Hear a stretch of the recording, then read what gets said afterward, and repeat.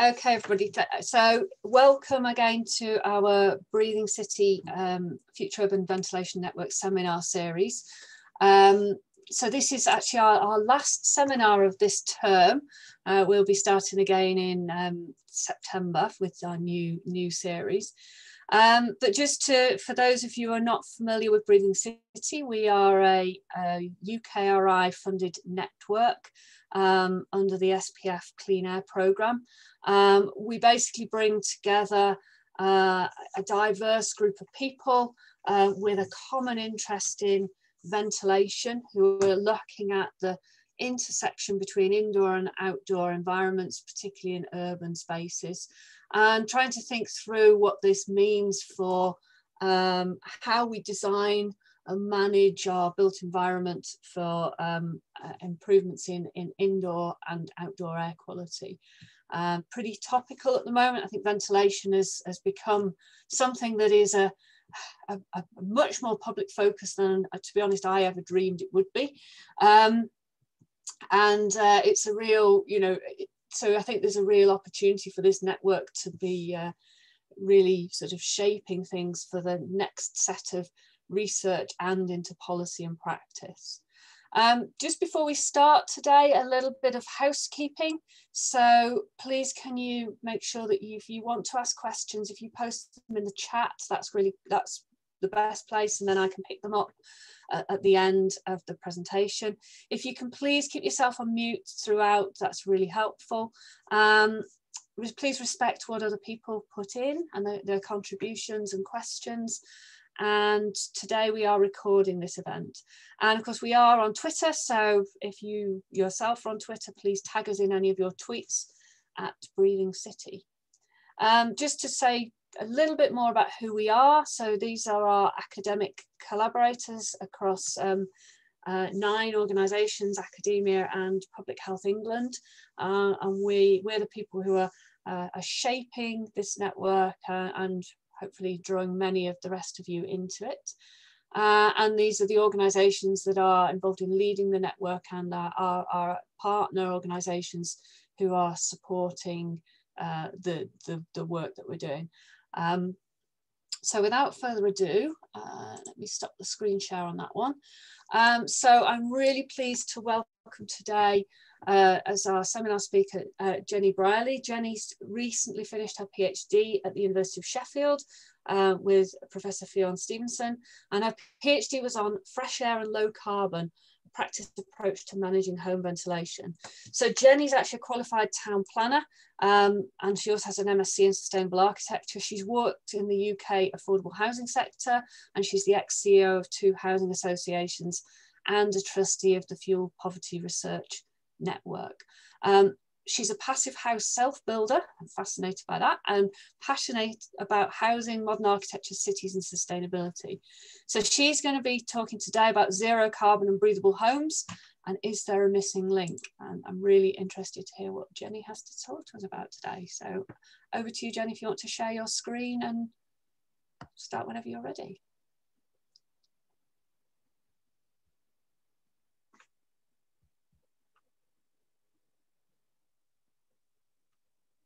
Okay, that looks great. Yeah, good.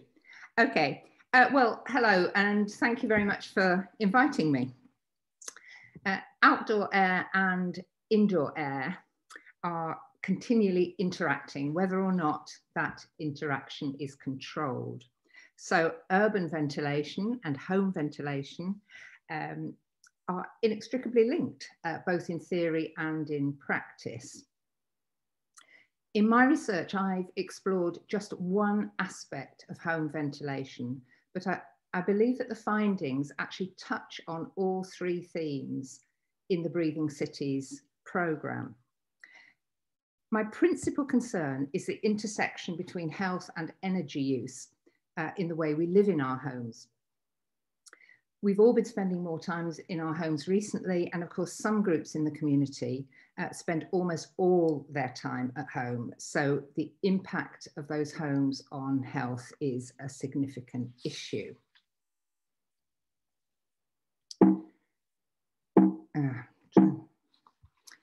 Now I'm trying to work out, there we go. Okay. Although external air quality still has a much higher profile in public awareness and policy making, as Kath said, concern about what we're breathing in indoors, and I assume all of us watching this are indoors at the moment. So what we are breathing in here and now and its effect on our health has been on the agenda for decades. This is not a new finding. Of course, this shot up the agenda 15 months ago when COVID took hold, which made the research, for me, much more timely than I expected. Healthy lives is shown here as one of 2 strategic objectives for housing providers. The other imperative for our time is, of course, mitigating climate change. And to be honest, whatever the source of energy for home heating, and I know that's creating a very strong debate right now ahead of the heat and building strategy, reducing heat loss by making homes more airtight will almost certainly be a requirement in future home design. These 2 imperatives intersect in the practice of home ventilation, so that's a crucial link between health and carbon reduction. The aspect of ventilation that's received little attention to date is how it's maintained once a dwelling is occupied, and that's the nub of my research. So this is what I'm planning to cover today. I'll talk a little bit about how the project started and how I did it. I'll spend most time on the findings and then finish by telling you what I drew from that. So how did the project start? First, a little bit of background. As a chief exec of 2 housing associations in Yorkshire in a previous life, I was always nudging our development programmes towards low energy homes. And initially that was about reducing tenants' fuel bills, nothing more than that. Later on, we added carbon emissions as an objective, reducing carbon emissions as an objective, as we were learning more about climate change. But I acknowledge that air quality in those homes and its effect on residents' health was not on our radar. However, I came to realise that our energy efficient, low carbon homes were not always delivering low energy use. Fuel bills and carbon emissions were higher than we predicted, and residents did not always find the indoor environments either comfortable or convenient. Moreover, although our development teams really loved being at the cutting edge of new design and innovative technology, their colleagues who took on the management and the maintenance of these homes were rather less enthusiastic. These issues were confirmed for me when we became involved in Innovation UK's BPE research programme. One of our cutting edge, but I have to say problematic housing schemes was included in that programme. But despite the cost and the time taken for that research, I didn't feel that the findings truly enabled us to understand why our practices were not delivering what we intended for residents. And I was particularly concerned that the references to maintenance felt quite superficial when I knew from experience how important this is in housing practice. At the same time as this, I was building a passive house for myself and finding out firsthand what it means to live in a really airtight house with a whole house ventilation system. So my housing association experience and my own experience were both pushing me to explore these issues, and this research project was the outcome. During the last 5 years, knowledge in this field has been moving fast. And I'll mention just 2 significant reports, which you will know well, which are highly relevant to what I've been looking at. The Royal College of Physicians report spelt out very starkly the human cost of air pollution, and the follow-up report in 2020 included even more damning evidence of the impact on children. The Committee on Climate Change turned its attention to housing in 2019, and that coincided with ramping up the UK emissions target to 0 by 2050. In fact, the CCC report highlighted the central role of air tightness and mechanical ventilation systems in future new homes, and specifically called for more research into how these systems are maintained and operated. Again, that was quite timely given where I was in the research. So how did I conduct the research? Well, I won't spend time too much describing the methodology now, but I'm obviously happy to give people more details if they would like them. It was a qualitative study. I used a range of methods to gather empirical data through a survey and a focus group with maintenance practitioners and 5 case study housing association schemes where I interviewed both tenants and staff. All those homes were built in the last 15 years, all designed to a specified level of air tightness, but they had a variety of different ventilation strategies. And what I was looking at was the practices of both residents and staff in respect of ventilation. So although it's not unique to seek the views of maintenance practitioners, it's certainly unusual as the lack of research from a maintenance perspective indicated. But when maintenance practitioners do get the chance to express their views, they're not reluctant to do so, and they hold some very strong opinions about ventilation systems, about residents, and I have to say about their development colleagues too. I'm aware that a practice-based and a socio-technical approach is not perfect in this respect. It can be argued, and it has concerned me, that the economic and political aspects of the issue are underestimated. Nevertheless, I do think it's valuable for us to understand the very mundane and everyday practices that are affecting ventilation and how that is maintained. So first of all, what did I find from the residents? On this and the next slide, I featured direct quotes from residents in the case study schemes. And although there are many more examples, I've chosen these to highlight typical issues that came up across all the case studies. So first of all, it was evident that there was a real variety of practices that affect ventilation and either the use or the non-use of whatever system was provided. Ventilation is clearly not a single practice. It arises from activities ranging from the most obvious ones like cooking and laundry and so on, to the less obvious ones, such as the care of pets. Pet owners have particular ways of ventilating their homes, or the tactics for coping with pests. And I'm not just talking about insects here, but rats featured in every single scheme. Or indeed keeping the neighbours' cannabis smoking habits from encroaching in the home. That was not just a one-off.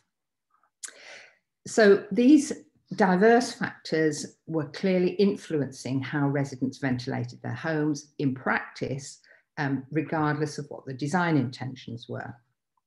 And it appeared that the design did not take into account such diverse but common practices. Moreover, the design assumptions clearly underestimated the scale of demand for ventilation caused by quite normal household activities.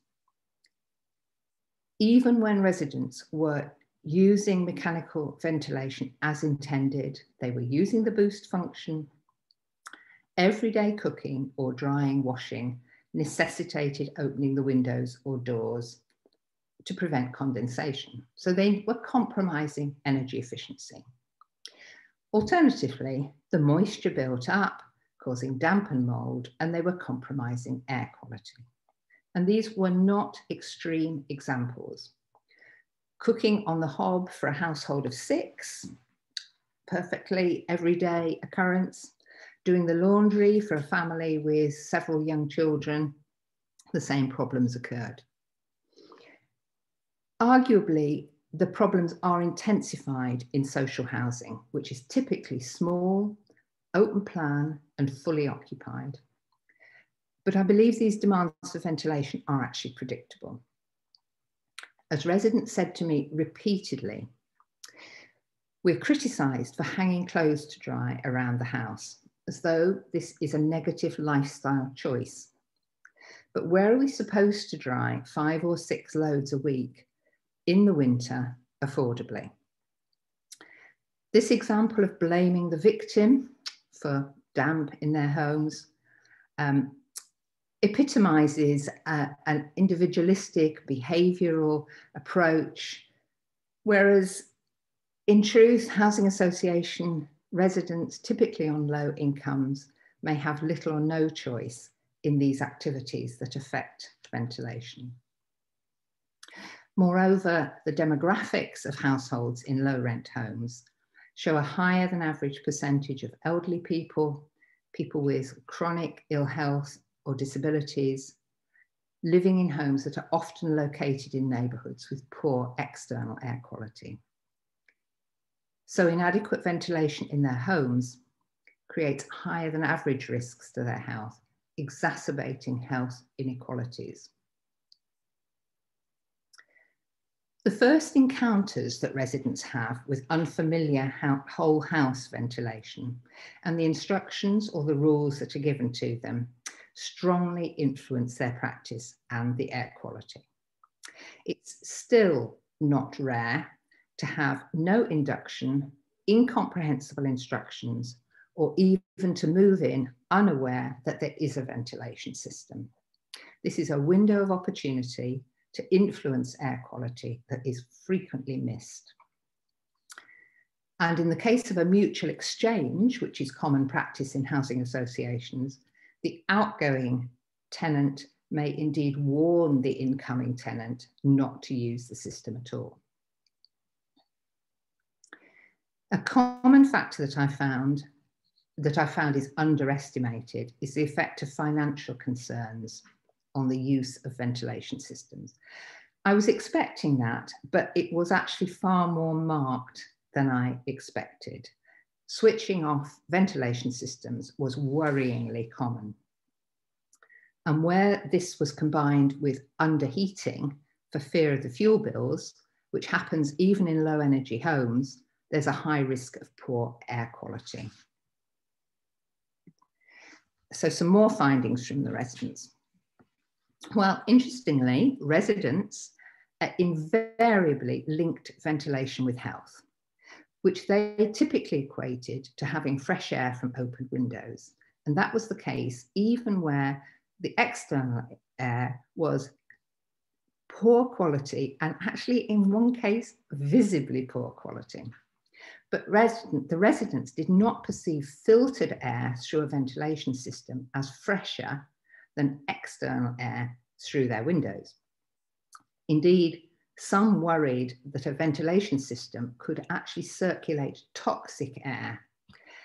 And I have to say that rats came into the conversation again at that point. Consequently, the residents placed primary importance on windows for ventilation, whereas designers, by contrast, intended residents to use whole house ventilation systems. And therefore, they paid little attention to the windows, which were often badly positioned, awkward to operate, unsafe for children, or simply insecure. Ventilation systems, of course, are no use at all if the filters are not changed regularly, which is very common. Tenants expect landlords, quite rightly, to carry out this task and pay for the filters, but this appears to be random.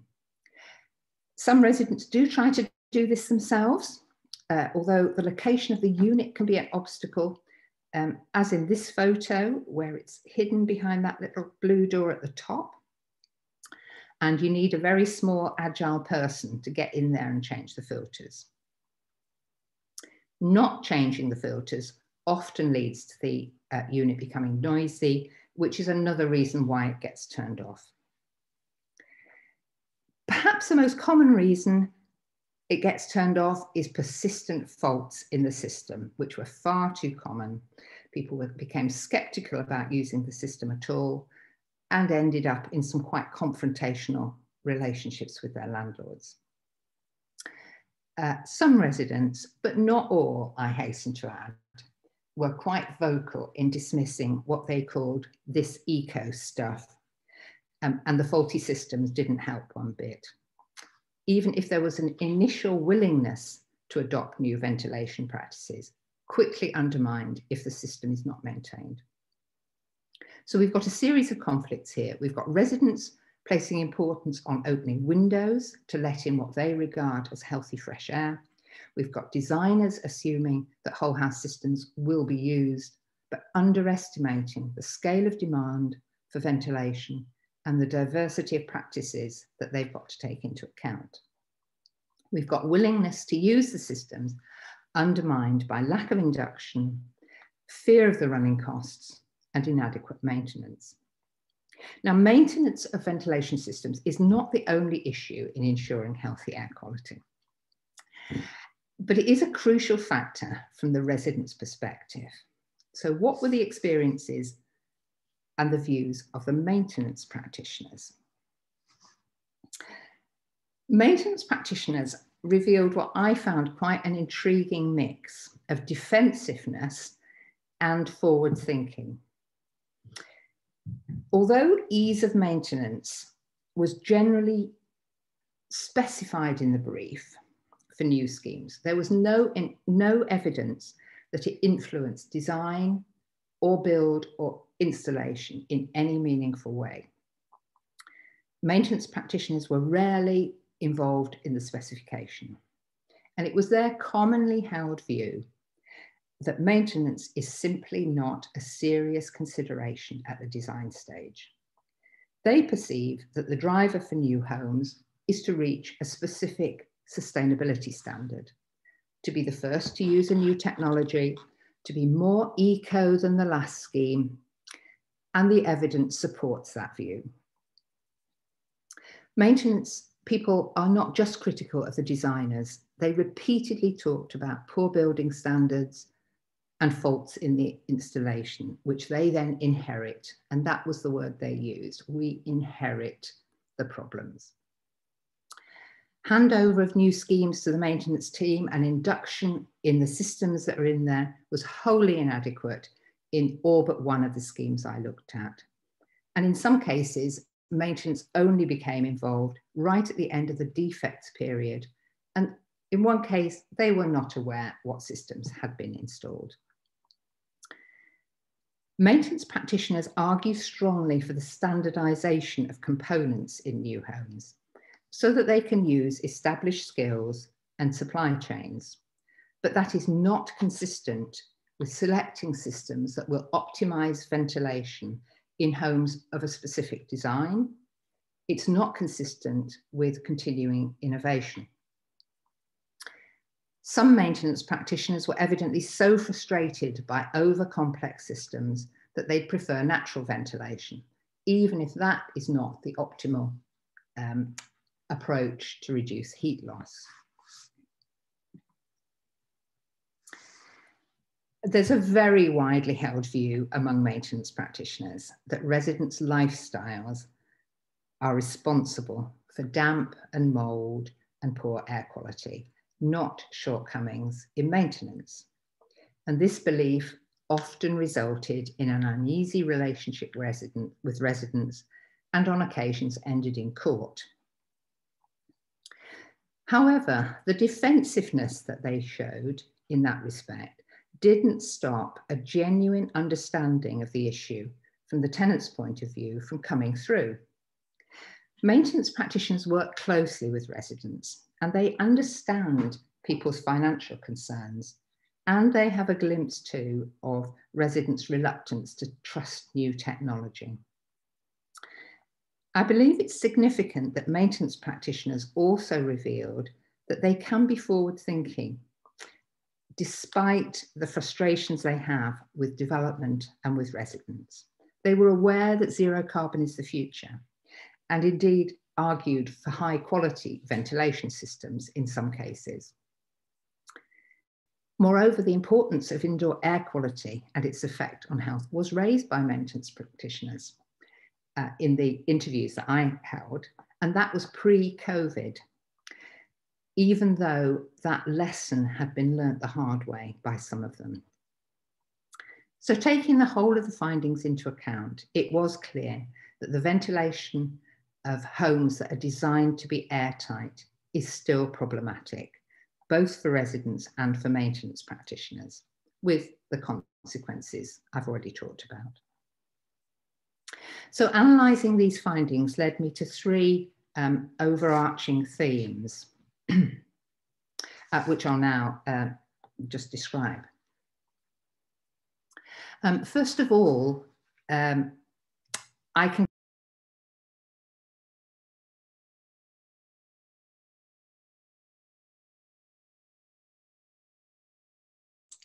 Jenny, you've gone on to mute. Can you just click your button?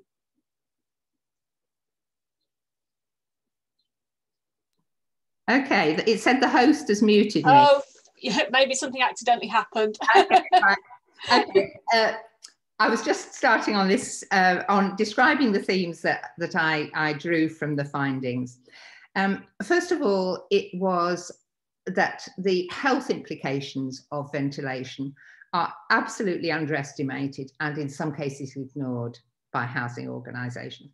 Therefore, the importance of maintaining effective ventilation is not acknowledged and not translated into practice. And the evidence shows that repairs to ventilation are usually regarded as a low priority repair. The systems are often not serviced as the manufacturers recommend.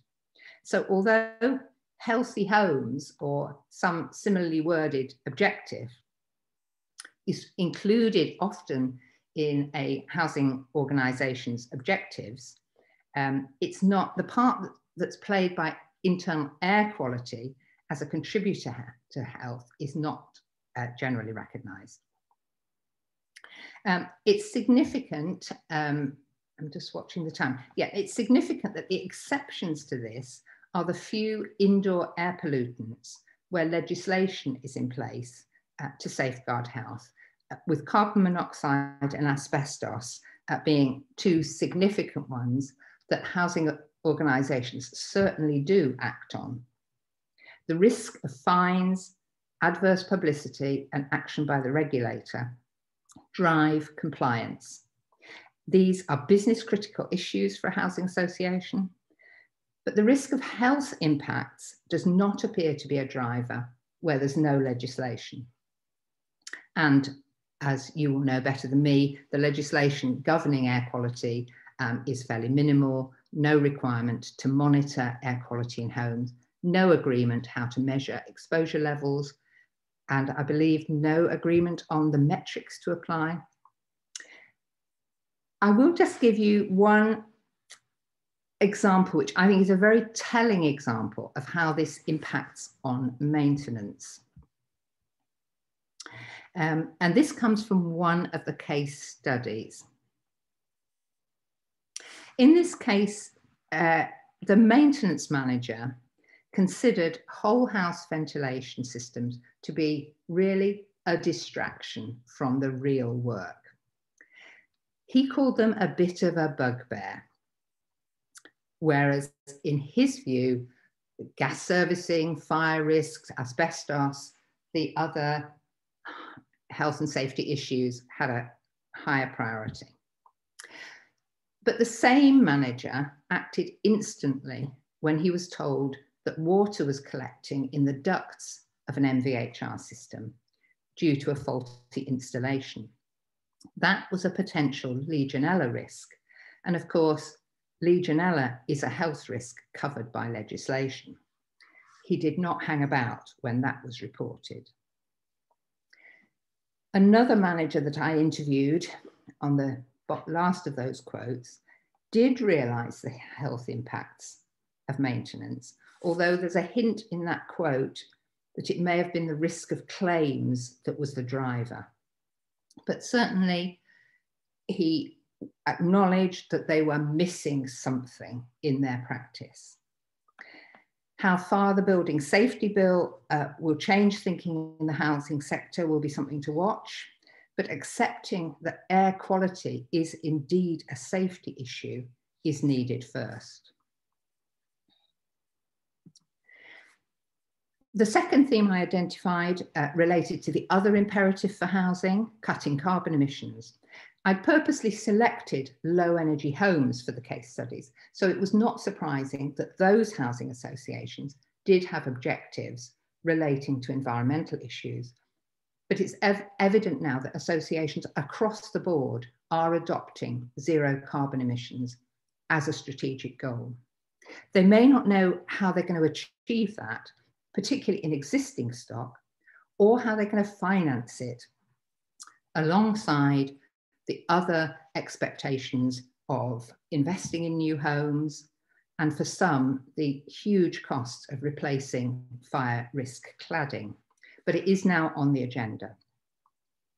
However, while carbon emission reduction may be driving the design and the development of new homes, it certainly isn't the driver for maintenance or management or operational practice in terms of ventilation. So on the one hand, we have the building regs, which will require increasingly airtight homes to cut heat loss, which will make whole house ventilation the norm, not the only allowable design, but the norm.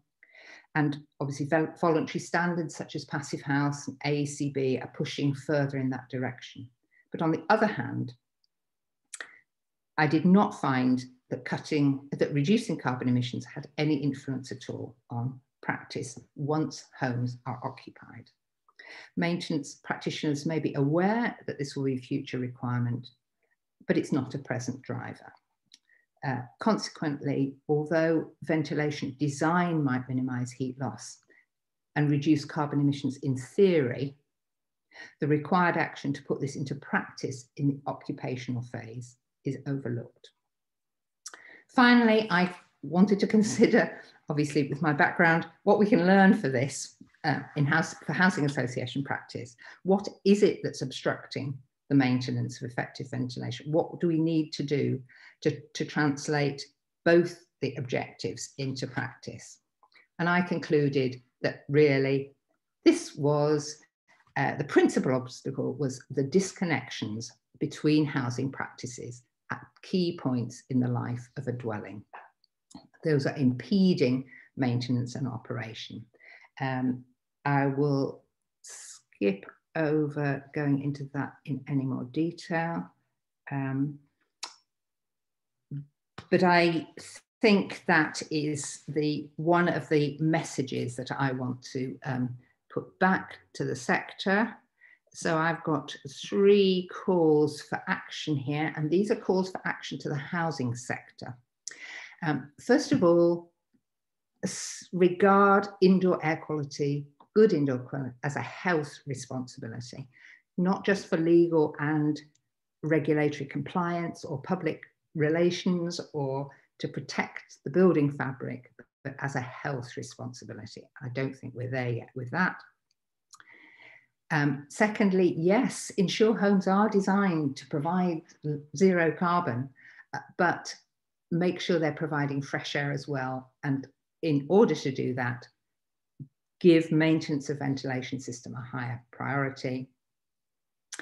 And thirdly, connect up the short-term development and the long-term occupation phases in order to tackle the practices that are getting in the way of ventilation maintenance. So to conclude quickly, I believe these changes would raise both the strategic as well as the practical priority to achieve healthy indoor air, particularly in low rent, low carbon homes. The challenge, of course, to achieving this will be to do this at the same time as air tightness is increasing in order to achieve zero carbon emissions, and when climate change is itself increasing the risk of dwellings, of the health risks of dwellings through, for instance, overheating, which is adding to the health risks and at the same time adding energy use for cooling. So there are many dimensions to this dilemma, of which I have only looked at one. But I do believe that maintaining effective ventilation is an important one that's been overlooked, but it can be remedied. So thank you.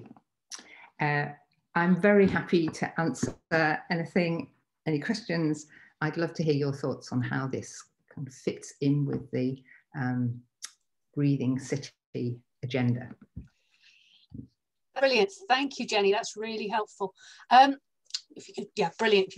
That's fascinating, fascinating presentation, and I think it really brings home the reality of delivering these low energy ventilation and all of the complexity of human behaviour with the technology together in there.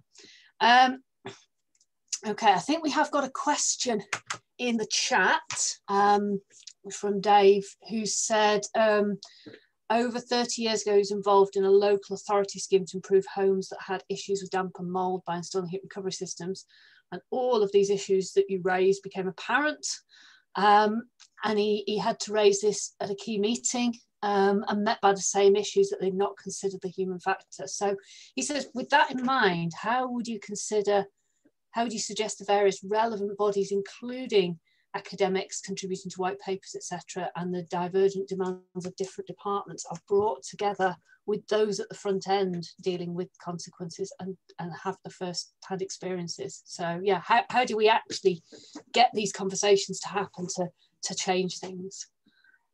Right. Well, one of my objectives of doing this research was to feed this back into the sector. And I guess if there's one thing I regret in the way I have done the research, is that I did not speak to chief executives in housing associations. And having been one, I am aware how much influence you can have within the organisation to prioritise different factors in your development programme. Yes, there are a whole load of external requirements on you, but I was, I guess, partly surprised. I surprised myself when I realised how little emphasis we had put on health in practice. In theory, yes, we talked about healthy homes, but that message about health was not on our agenda every day, even where we were concerned about things like the other health and safety, the big health and safety issues. It was things like missing the gas tests that kept me awake at night. And that was really, if I'm honest, about compliance rather than about health per se. And I want to get that message back into the housing sector through housing associations and other housing organisations. And to be honest, I think we're now pushing an open door with this. I totally acknowledge that people were doing this research 10 years ago, 20 years ago, 30 years ago. And I think I referred to that.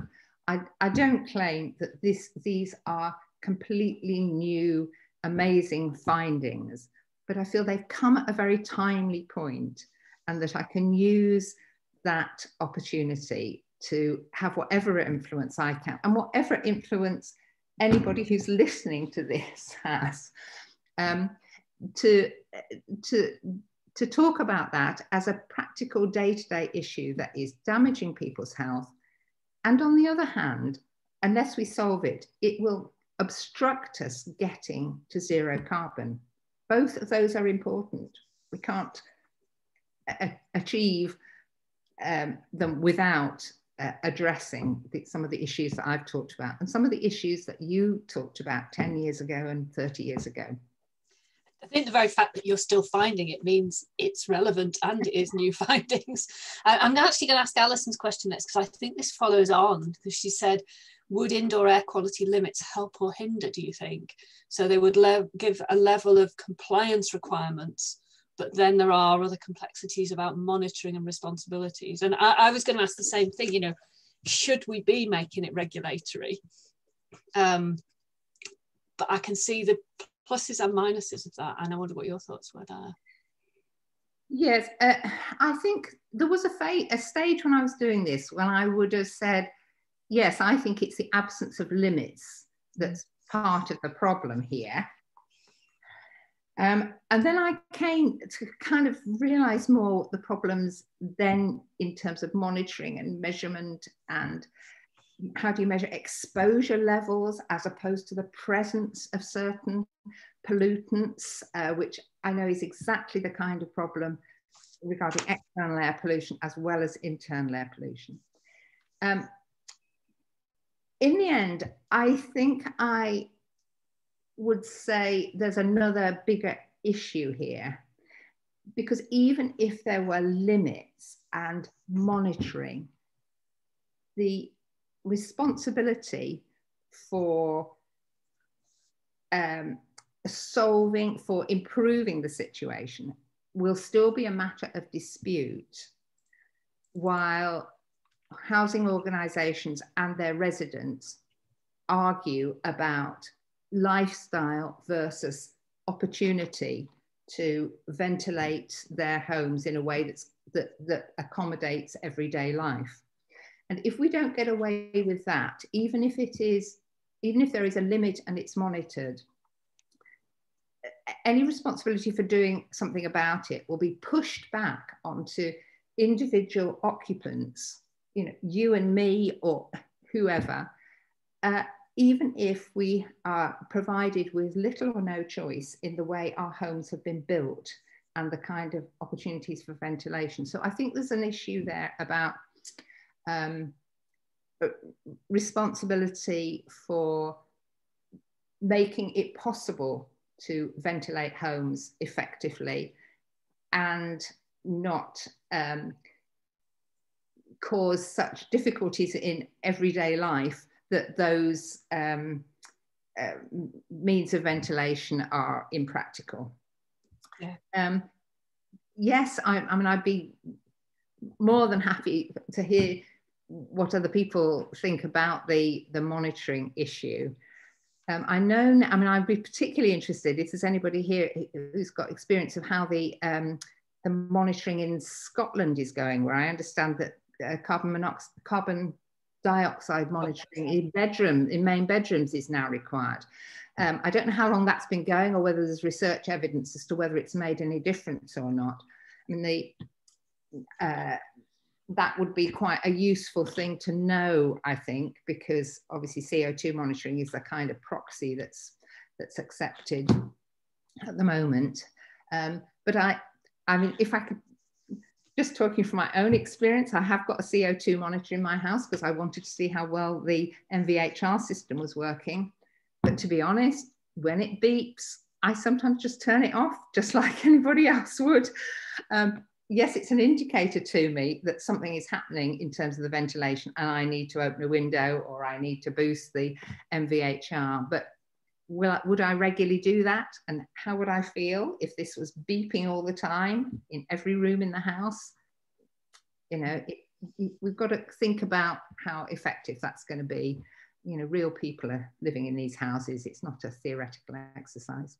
Yeah, I agree with that. I think I'm aware that there is evaluation going on of the Scottish one. I don't think it's reporting yet. I think it's in progress. I've got a question from Jack, who said, do we need guidance for designers around how to consider ventilation in the round and to address all these issues that appear to be endemic? He says approved document F is somewhat lacking, but there's not much else. Yes, if that guidance can actually get through to where it is going to have an impact, that would be good. That'd be great. There is already guidance. To be honest, when I started to do this research, this was the first time I had had access to research that had already been done.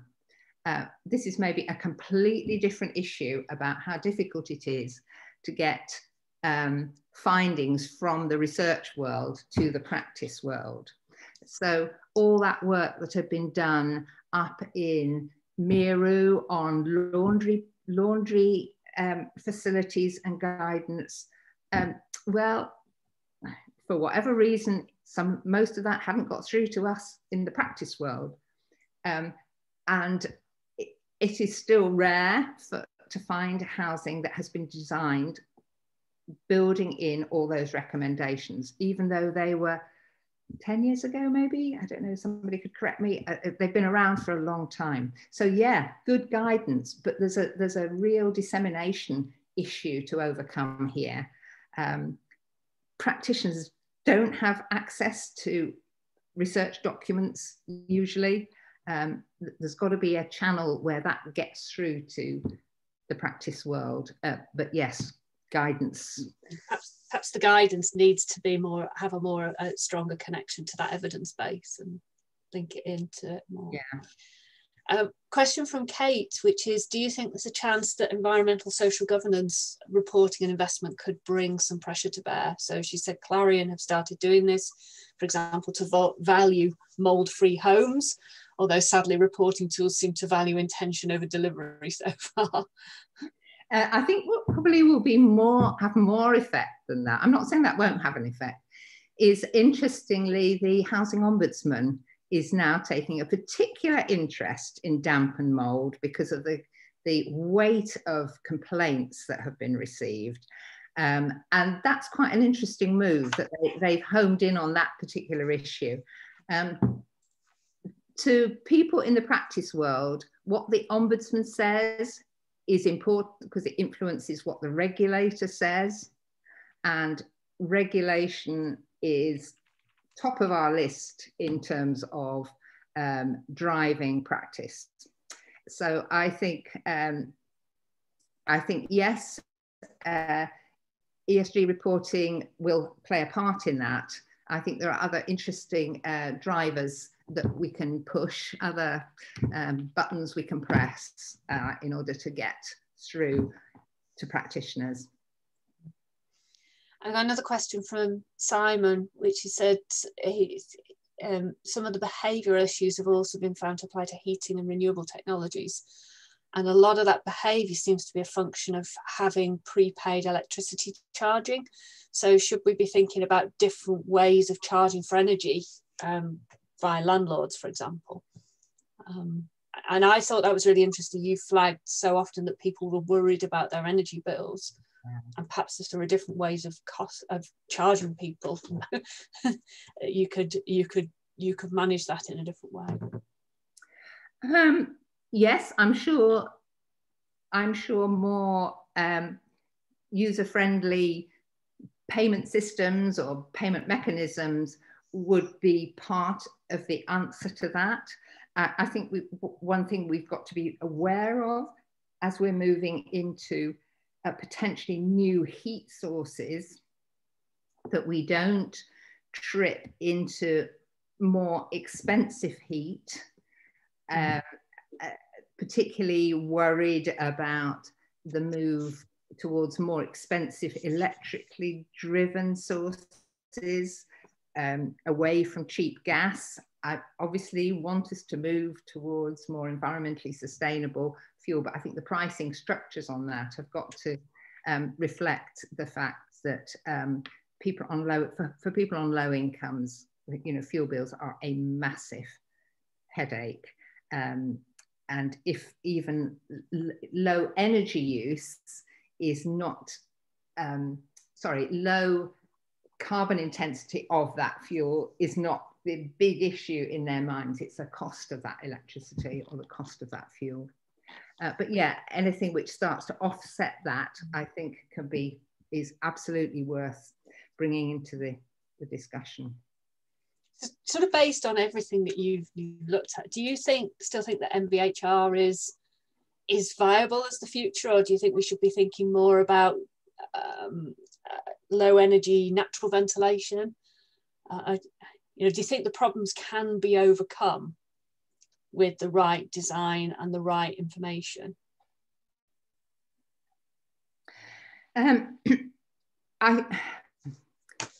It feels like sitting on the fence here, but I think we're going to have a mix of these. If we want highly airtight homes, we have to have some form of mechanical ventilation. I personally cannot see a way around that. Whether we can actually have more, there are more imaginative solutions that we haven't yet devised, which could achieve both low carbon and good internal air quality. I would love us to be able to do that, so that we have more options and are able to achieve both. I think we've got to go on doing research and looking for those options, and not think only inside this box of MVHR, because I don't think it is the total answer. I think there will always be some issues in terms of its the control that you have over it, the technology and the maintenance that's required are not insignificant. But I think if we are serious about going to zero emissions, not just reducing them, but zero emissions, we need more choices in that. If we and also to increase the emphasis on health at the same time. It's quite, actually, Alison asked a question about, doesn't a mechanical system offer the option for filtration to improve air quality? And I think that's another interesting question about what's the balance between outdoor air quality and indoor air quality. Yeah, a mechanical system, yeah, that's the advantage of it, is that it's got filters on it. So if you change them, if you keep changing them, yes, you've got filtered fresh air. And believe me, even living in a part of the world and a bit away from a main road, it is staggering how much filth those filters collect, the incoming filters. But they are expensive, and I've already kind of made this point, and will be continuing to make it to the ventilation manufacturers. While ever they are recommending that filters are changed every 6 to 12 months, and a set of filters could cost anything upwards of £30. Okay, I'm saving on the fuel bills by having a more airtight house, but that is still a significant amount if you're on a low income. So it's not surprising that housing associations for tenants, for instance, expect their landlord to be providing that. A few might do it, but they will generally say, I can't afford it. Yes. It's a little sign of where health sits in a housing organisation's priorities, that, for instance, in one scheme, the association would only provide standard filters, not the higher quality asthma filters. There are all sorts of issues to sort out here. But at the end of the day, housing associations can rise to this, can do this. I'm quite confident, but we do need to be pulling all these levers and pushing all these buttons to get the kind of change that we want. Yeah, I agree. I think it's quite interesting. I think there could be something in how these things are costed and charged for, and whether it's the landlord who pays it or whether it's the tenant who pays it, and whether you're paying it as a one-off charge or as a, I think there's probably some quite interesting things around pricing and costing to how to explore that. One last question in here, which is from Monica, about what do you think about positive input ventilation? Right, one of the case study schemes had positive input ventilation, which I was quite surprised about, because I'd only previously come across it in existing houses, not in new houses. It certainly was was effective in creating an airflow through the house. I don't think it was particularly effective in keeping down the heating, the use of energy for heating. So that particular example, I think, probably erred on the side of healthier fresh air, healthier air quality, but higher energy use. Again, it's one which we need in the range, and I know it's been particularly effective in existing houses, which is really where the main problem here lies. You know, installing MVHR systems and making existing housing to the level of airtightness where that is a viable combination. It's incredibly expensive, and we've got 20 million of these houses. You know, we need some options here.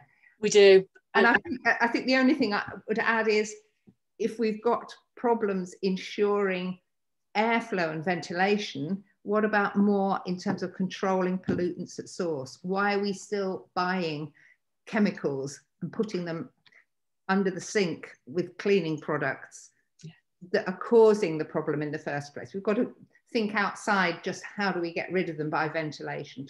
Why are some of them there in the first place? Absolutely. Ditto for outdoor air pollution. We should be controlling at source for all of these things as much as we can, first of all. I think we're going to call it a day though. It was a fascinating talk, fascinating discussion afterwards, with I think an awful lot to think about there. Really pleased that you're able to share your research with us, Jenny, and I hope you'll continue to engage with Breathing City, because I think that connection between the research and practice is so important. And I think what you've really brought home to us here is that there are technical solutions. The technical solutions probably need more development and are imperfect. But if those technical solutions don't properly think through the whole life process of them and the behavioural aspects, they're not going to work.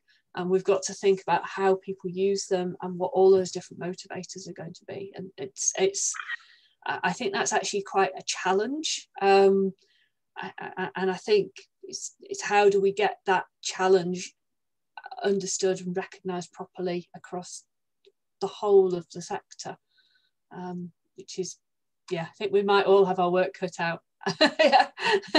But thank you ever so much. I think that was really, really interesting and very, very timely for where we are at the moment.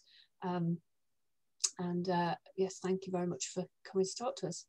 And as I say, this is our last seminar of this this term.